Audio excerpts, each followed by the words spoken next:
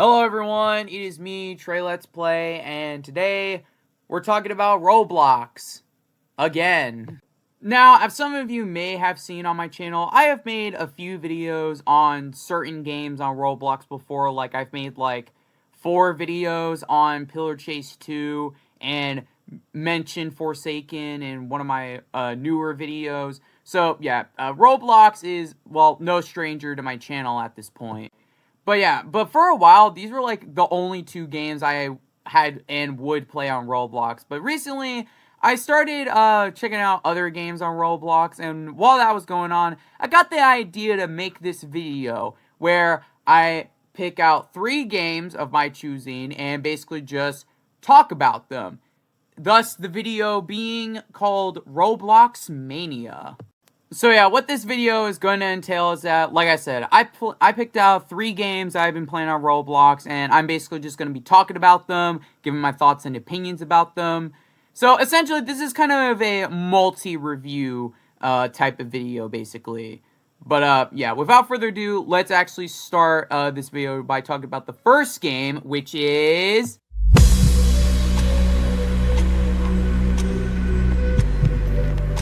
Fundamental Paper Education Survival, or FPS for short, is a fan game based around the Basics in Behavior music video created by Katie. And basically, it's a asymmetrical horror game where you play as either the students or the teachers. The students' jobs is to simply survive until daytime, or until dawn, in this case, and while also trying to solve tests and stuff. While the teacher's job is simply kill as many students as possible. That's basically it.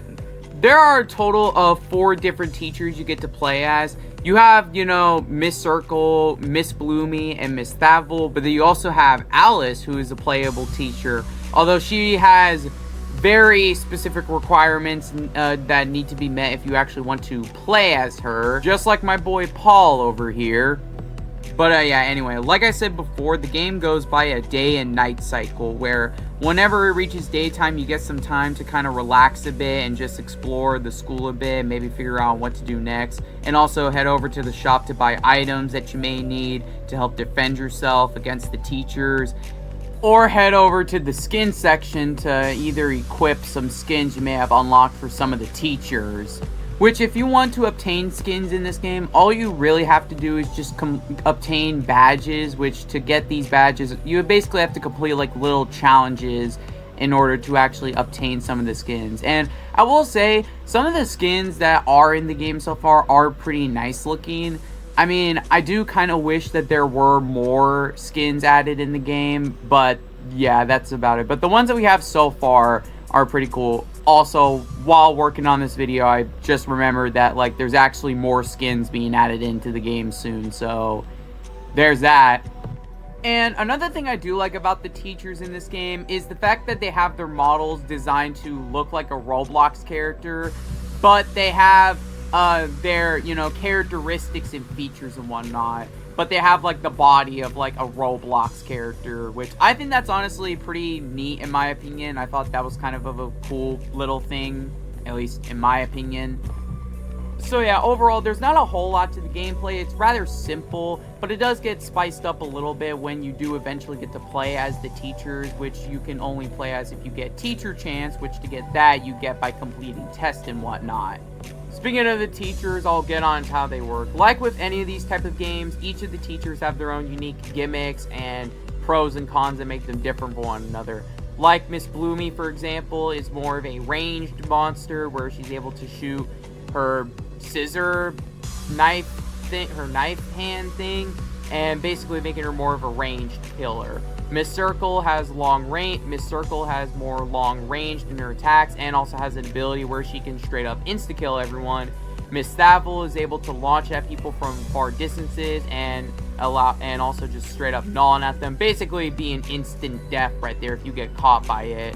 And Alice is not only able to attack the students, but also the teachers as well, and fills up this meter that you see up here. And when the meter gets full, she grows into this much larger form and is able to even block off certain exits and doors, basically making her a much bigger threat to deal with. Pretty neat stuff, honestly. But yeah, overall, FP Survival was honestly a pretty fun game, honestly. A pretty fun fan game based around one animation on YouTube that blew up to massive proportions, to say the least. But yeah, like I said, I enjoyed this game a lot. Having an asymmetrical horror game be based around this was honestly the best route that they could have went for this game. And yeah, like I said, it's a lot of fun. I enjoyed it. Like I said, my only real complaint I had with this game was just like lack of skins, honestly. But that complaint is going to be extremely invalid in like whenever the next update comes out for it. But yeah, that's about it. But before we do move on to the next game, I kind of wanted to point out this image for one of the new skins for Bloomy coming into the game, based off of the Danger AU skin. Now, this had to be changed because her original hand would have been an AK-47, and yeah, Roblox ain't gonna take kindly to that in a school setting. But you know, that handsaw kind of reminds me of someone who said... But anyway, shitty jokes aside, yeah, that's going to be it for FP Survival. So let's move on with the next game, which is...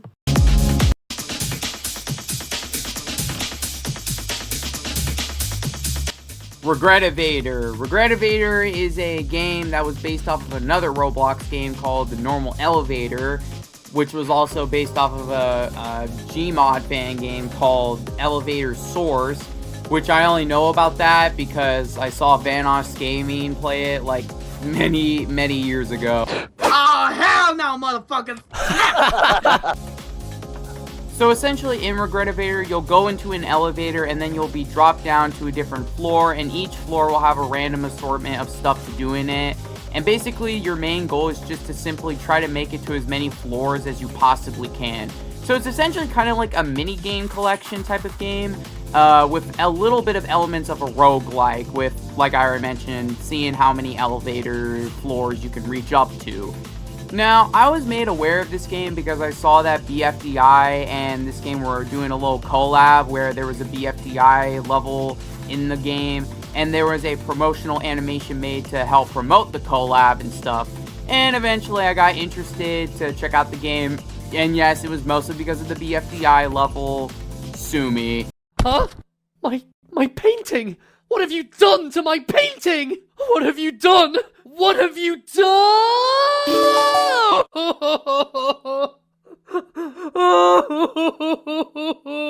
And like I said, basically throughout this game, you'll be going through many different floors, and each floor will present like a different type of minigame. Like one floor will have you, just you and other players just pressing a bunch of buttons as much as you can before the timer ends.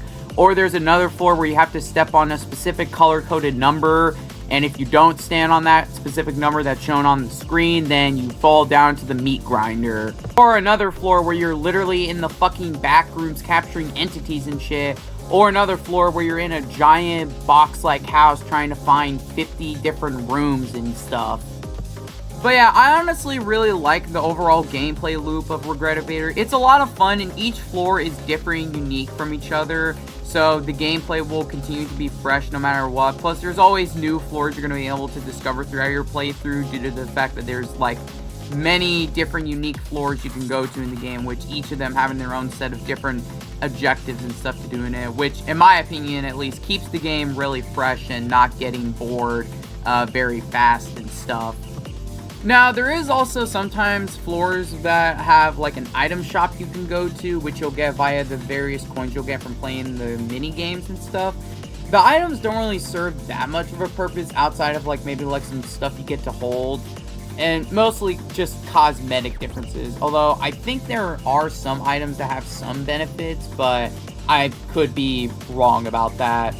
Another thing about Regretevator is that sometimes there will be NPC characters that will sometimes appear after a certain floor, and they will basically just chill in the elevator for a bit until they get off at a certain floor.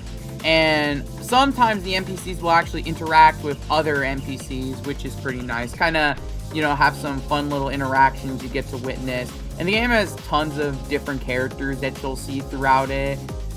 Which I think that's really cool, honestly. But yeah, overall, I really enjoyed Regretevator. It's a pretty fun game. I like the huge variety of objectives and floors you get to go to. It's pretty fun. I don't really have a whole lot else to say about this game, but yeah, Regretevator overall is pretty fun.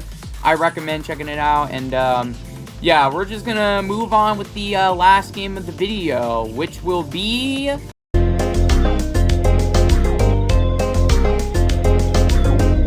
Locktails. Is a multiplayer turn-based RPG game where you're going on Adventure!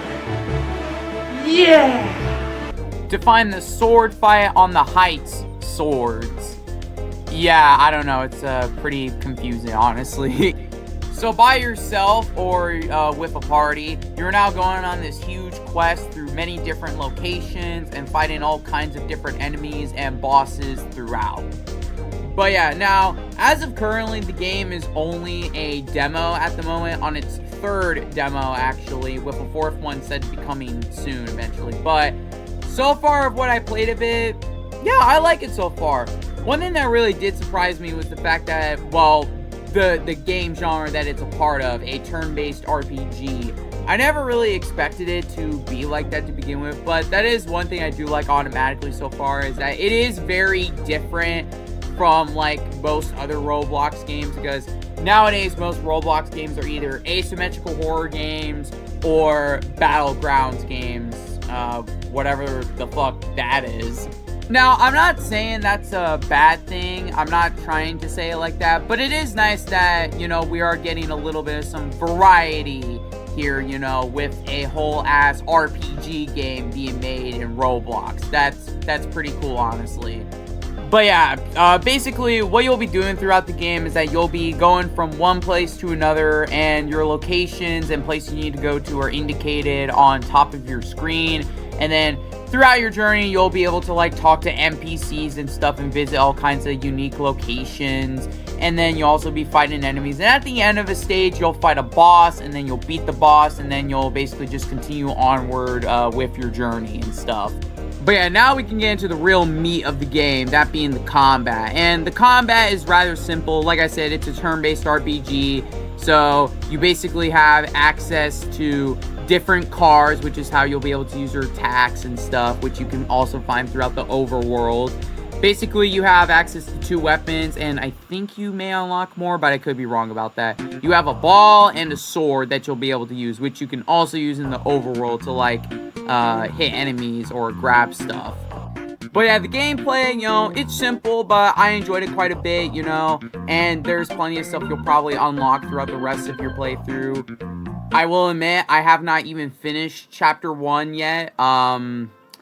A little embarrassing to admit, but yeah, I am like not even halfway through this game.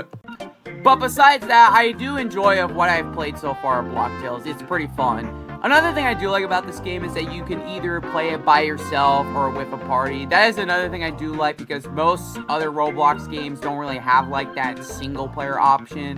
Which, I mean, I get it, because like Roblox, you know, has mostly multiplayer aesthetic to it. But I do like that there is a bit of a single player aspect to this game. I like that quite a bit. Another thing I do like about this game are the vibes and the aesthetic. Like, this game gives me a lot of, like, old school SNES RPG type of games. Although, the game also does give me some Earthbound and Paper Mario vibes, which makes sense because, like I said, or I think I already said, these games were directly inspired by those 2 games specifically. But yeah, I do like the vibes of this game and the aesthetic of it. But yeah, overall, from what I've played of Locktails so far, it's honestly a pretty fun game. I like the vibes and the aesthetic of this game, and it's overall just a pretty fun and chill time so far. Now, whenever if I do finish more of this game in the future, I might make a more longer informed video about this game in the future, since there's obviously a lot more to talk about it, but with how little I've played of it so far, yeah. But yeah, overall, I've enjoyed Locktails so far. It's something different that I haven't really seen on the Roblox platform in terms of, like, game variety, and that's honestly quite nice. I definitely look forward to playing more of it, and I'm also interested in future updates of this game. But yeah, that's gonna do it for this video. I hope you all enjoyed watching me ramble about multiple games on Roblox. Let me know what your guys' thoughts are about these games in the comments. Shout out to every one of the dev teams who worked on in each individual game. And yeah, that's all I have to say about it. My name is Trey Let's Play, and have a nice night.